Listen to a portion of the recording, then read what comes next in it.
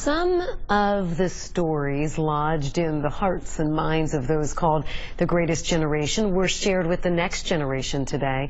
WLWT News 5's Curtis Fuller has the story from Sharonville. An impressive gathering of World War II veterans here at the Sharonville Convention Center on this historic day, keeping their story alive. It was something that we expected, though. We had been hearing for it, you know, but we didn't realize how what the Japanese had. Their Navy was so far superior to ours. We had no match for them at all.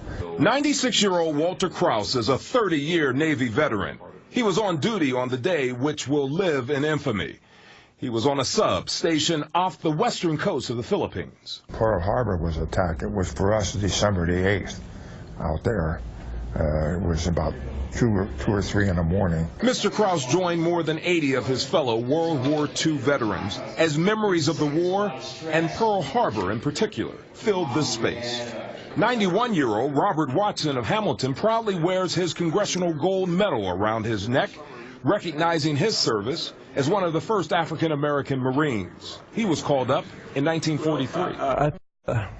The war was necessary. The Japanese had attacked us, and we had to come back and take back the land that they had taken from us, and also prevent them from coming to our shore. Princeton High School students took part in this program to see and hear history firsthand.